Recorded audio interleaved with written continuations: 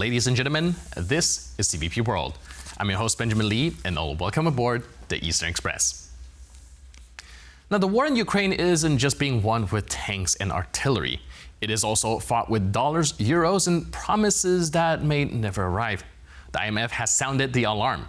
Ukraine's financial needs are far greater than anyone admitted. And with Washington stepping back, Europe is left staring at a bill that it cannot pay. The question is simple. Who is going to fund Ukraine's survival?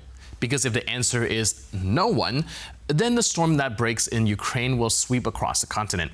So, without further ado, let's take a look at our latest report to find out more. The International Monetary Fund warns that Ukraine's funding needs for 2026 and 2027 may be as much as $20 billion higher than the current estimates by Kiev. This comes as both sides are kicking off negotiations surrounding a new aid package. The IMF plays a crucial role in supporting Ukraine, as it is one of the country's largest creditors. Its aid, however, is tied to certain policies, such as raising fiscal revenue, or in other words, taxes. Ukraine has so far avoided further taxing its population, but its financial situation is looking very harsh. I should say that if the war will continue, we will need as a minimum 120 billions of dollars for the next year.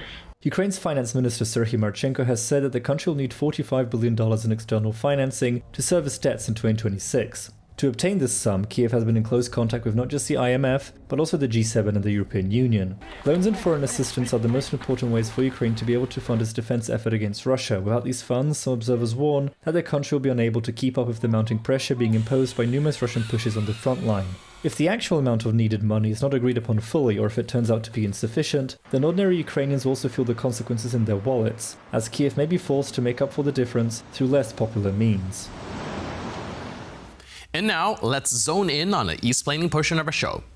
If the war in Ukraine ended at this very moment, the country would face a new challenge: reconstruction.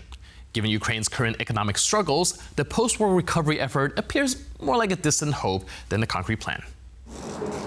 Ukraine currently finds itself in a surging fiscal deficit mixed with serious trade imbalances that are hindering any post-war reconstruction planning. This dire economic situation has also led to a suspension of several policy reforms, which are necessary before the country can kickstart its recovery efforts. One of the most important sectors which Ukraine must reform is its judiciary, as its inefficiency has been deterring foreign investments critical to the country's recovery process. The Ukrainian energy sector, in addition to constantly suffering under Russian attacks on infrastructure, is also currently ill-prepared to handle the challenges of the post-war period due to incomplete reforms. As Kiev is negotiating aid for the coming years, which also involves money for the reconstruction effort, its financial situation is also uncertain. What's more, Ukraine's state-owned companies such as Naftogaz are plagued by corruption, such as nepotistic vendor selection and double billing. Without reforms that would solve this plethora of issues, Ukraine will not be able to complete its integration with the European Union, which would entail a massive blow to the country's post-war economic future. And now, let's take a look at the issue in greater detail. All right, we need to talk about Ukraine. Not about the front lines, not the drones, not even about Russia's war crimes. We need to talk about money. Because if Ukraine runs out of cash, it won't matter how brave its soldiers are or how many sanctions Europe passes. Wars are expensive, and this one is on track to bankrupt not just Kyiv, but the West's credibility. The International Monetary Fund, the world's financial fire brigade, just wrapped up its latest review of Ukraine's economy, and it turned out their previous estimates of how much money Ukraine needs were way off. Now, back in the optimistic haze of 2022 to 23, the IMF assumed the war would start winding down in 2025. Budgets would shrink, deficits would fall, and by 2027, Ukraine would need just a fraction of the support it requires today. That was fantasy. The Kremlin isn't preparing for peace, it's digging in for a long war. And Western intelligence now openly says the fighting will likely drag on for years. Even the EU's foreign policy chief Kaja Kallas bluntly admitted that this war could run another 2 years minimum. So what does that mean in numbers? Well, Ukraine currently runs budget deficits of $3 to $4 billion per month.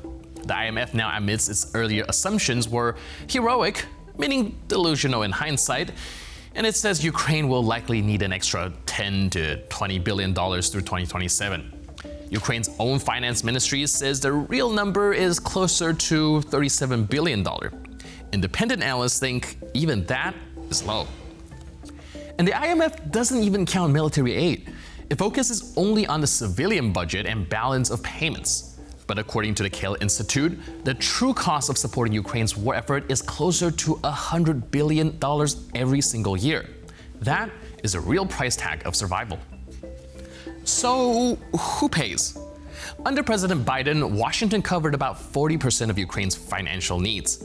But under Donald Trump's second term, Washington has made it clear that tap is being turned off, which leaves Europe holding the bag, and Europe cannot pay on its own. That leaves only one real option. The money is already there, frozen in plain sight. $330 billion in Russian central bank assets immobilized in Western jurisdictions. Now, this is not theoretical. That pile of Kremlin cash seized after the invasion could single-handedly finance Ukraine's war effort for years, and it could come directly from Putin's pocket. If Ukraine runs out of money, it cannot fight. If it cannot fight, it collapses. And if it collapses, the consequences for Europe are catastrophic. So the real irony is that the greatest risk isn't in seizing Russian assets, it's failing to seize them, underfunding Ukraine, and then watching Moscow win. Europe has no plan B, which means it is time to admit that seizing Russian frozen assets isn't a plan B either, it's a plan A, and that's the only one left. And now, here to shed more light on the issue is Andreas Umland, analyst from Swedish Institute of International Affairs. Hello, sir, and welcome to Eastern Express. Thanks for having me again. So today we're looking at the economic situation in Ukraine. The IMF has just sounded the alarm that, well, the expenses are far exceeding what anyone was willing to admit. And with, well, the US pulling out and European left with the bill that it simply cannot pay, how big of an issue are we staring down at? This is indeed a big issue which has multiple dimensions. One of the problems that is, for instance, linked, military problems linked to the budgetary problems of the Ukrainian state is that it cannot raise the pay for the soldiers on the front line as much as the Ukraine government probably would like to. And that is also creating an issue for the mobilization, for the recruitment for the Ukrainian army. But this is only one of many problems that arises from this lack of funds, which is, of course, a result mainly of the war. All right, so of course, international partners are looking for ways to help support Ukraine and sustain its war effort. One of it being utilizing of Russian frozen assets. Now, recently, Friedrich Merz actually chimed in saying that they are now willing to consider the utilization of that asset. And my question would be, how much would that alleviate the situation? Is it going to make enough of a dent in the kind of need that Ukraine is in right now? That depends on how much of these funds are mobilized and in which way. The current strategy has been to simply use the percentages, the income from these funds for supporting Ukraine. What I hear is now that the European Commission is preparing a scheme in which there could be larger monies mobilized with the help of this confiscated money without actually using it. And that will then hopefully lead to larger sums because the confiscated, the frozen money is, of course, a large amount. It's within the European Union around 200 billion euros and including other money around 300 billion euros. So this is potentially a very large amount that could, of course, solve many problems for Ukraine financially. But so far, the EU has refrained from simply confiscating it and transferring it to Ukraine. All right, and of course, there's many sides to that argument of the utilization of that fund. A lot of people are saying that this is an issue of political will, but others also raise the legality and the logistical issue of actually carrying that out. Where do you stand on this, and what do you think could be done at this point to help perhaps utilize some of those assets to actually help Ukraine? Well, the argument here from the critics of this scheme to confiscate the money and to then use it to help Ukraine is that this would undermine the European Union as a financial actor, and that then other countries and companies and so on would fear that their money could also be confiscated if it is somewhere in a European, in a EU bank. So that is an argument that then refers to sort of the self-interest of the European Union, and that is very difficult to overcome. And one can sort of understand it. On the other hand, what is happening now between Russia and Ukraine will mean in any way that I think this money that has now been frozen will not return to Ukraine, and that it will in one way, not return to Russia, and that it will in one way or another be then used for the benefit of Ukraine.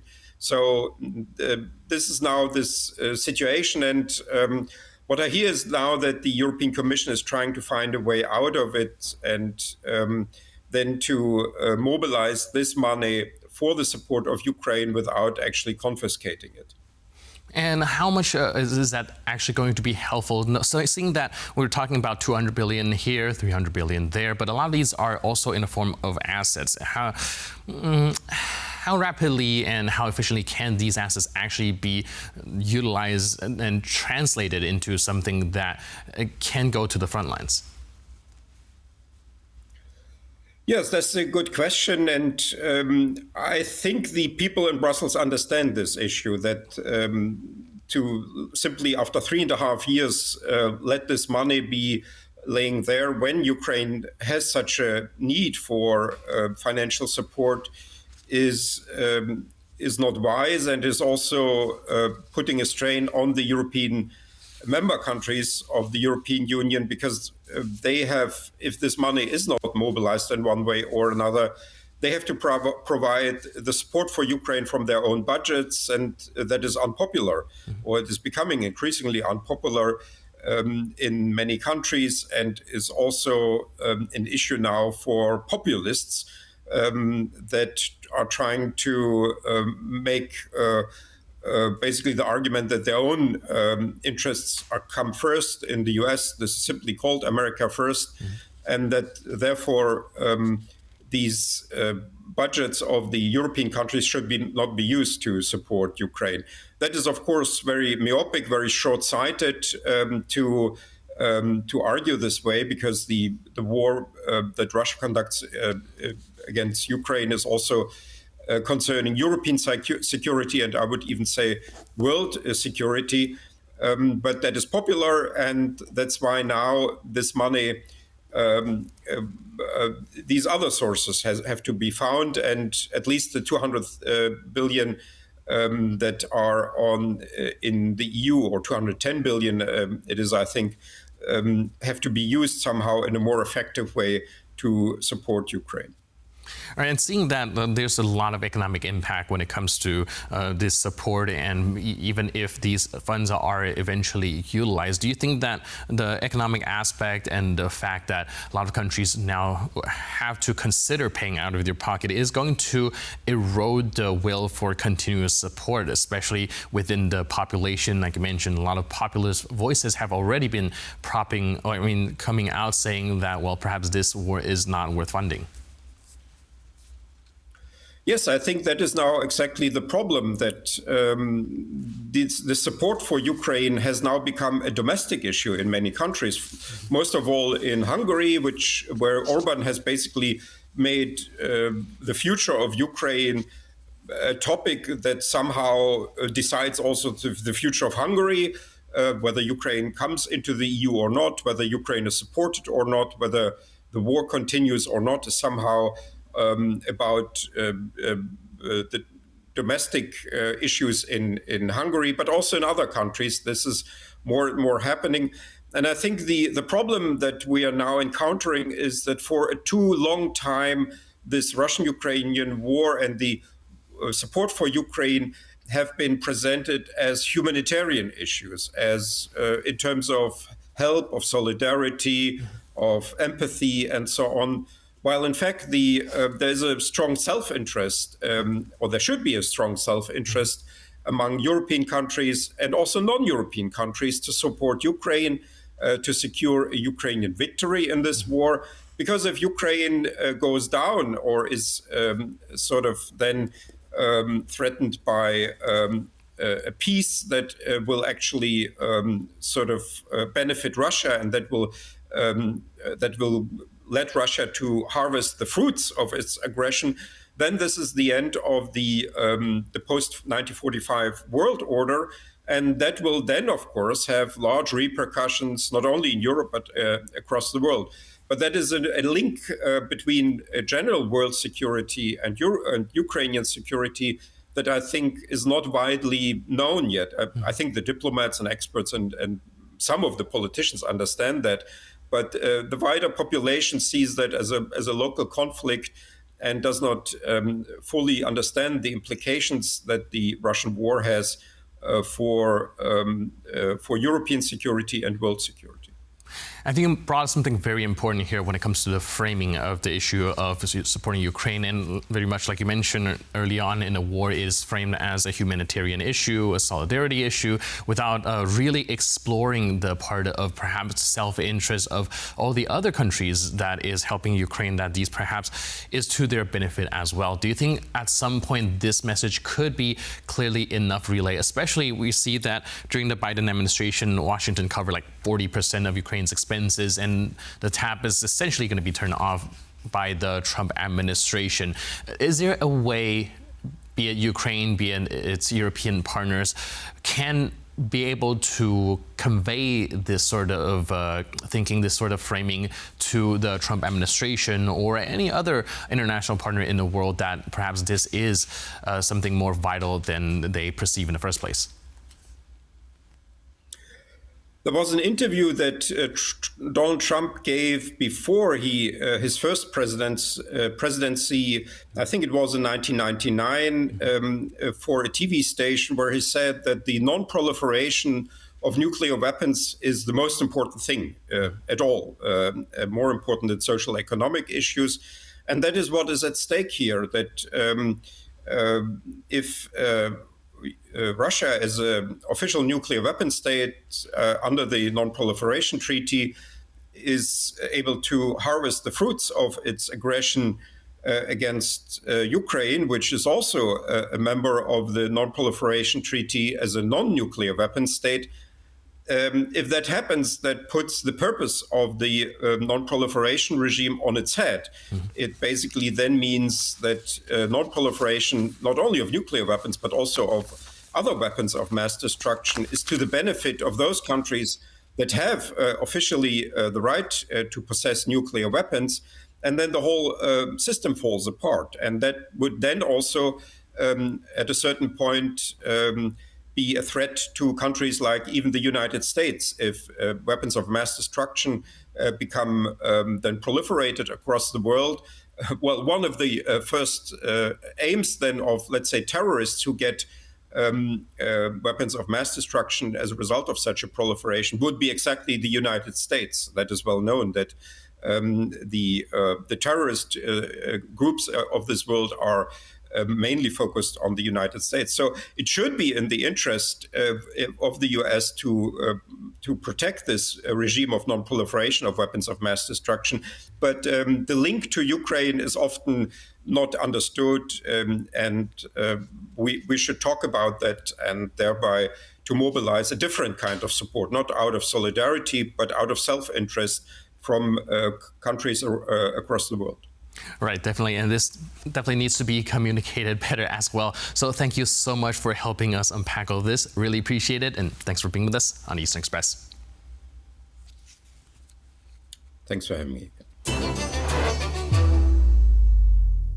And now we're moving on to the Eastern News Flash, a series of all the other stories from the East that you don't want to miss. Russia has formally withdrawn from the European Convention for the Prevention of Torture. This marks yet another step away from international and civilized norms by the Russian government. The decision to withdraw from the convention was proposed by Vladimir Putin early in September. Now Russia's State Duma has passed a bill to officially abandon this international commitment. Russia had been a member of the convention since 1997, but civil and human rights activists have often accused Moscow of torture and mistreatment of prisoners and individuals held by the Russian police. The convention allowed international monitors to access Russian prisons for inspection, but this practice had effectively ceased to be in power in February 2022.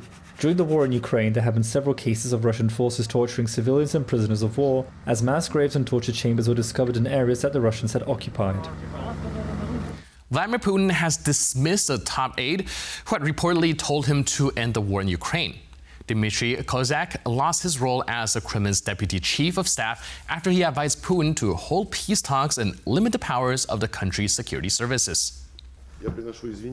Several senior Kremlin officials, most likely with Putin's approval, pushed Kozak out of his position after there had been several clashes with him over the future of the war in Ukraine, according to the Institute for the Study of War. The Russian state media outlet RBK claims that he is now pursuing business offers following his quota resignation. Kozak was very close to Vladimir Putin and in early 2022 had even led the Russian delegation in talks aimed at making Ukraine capitulate. Russian political scientist Arkady Dubnov says that the former Kremlin official had been the only person at the February 21, 2022 Security Council meeting to oppose the Russian invasion of Ukraine. Kozak's position in the Kremlin had rapidly deteriorated earlier this year, with Vladimir Putin abolishing 2 of his departments within the Kremlin. Armenia has removed Mount Ararat from its border crossing stamp. The decision has been both mocked and criticized by many in Armenia, as the mountain is one of Armenia's most important cultural icons. The government has justified its decision to remove the mountain's image from the stamp by saying that the new design would be more in line with modern requirements for border crossings. It is also supposed to be more in line with Prime Minister Nikol Pashinyan's policy of real Armenia. This ideology insists, among other things, that Armenians must accept the current borders of their country, as Mount Ararat, while visible from the capital of Yerevan, lies within Turkey's territory, a country with which Armenia does not have the best of relations. Public outrage at the decision stems from the fact that the mountain is perhaps Armenia's most cherished symbol. It carries both historical and cultural context, and is considered sacred, as it is mentioned in the Bible and symbolizes the lost ancestral lands of the Armenians. And that's all for this episode of Eastern Express. But for more news, update, and commentary, please stay tuned to TVP World.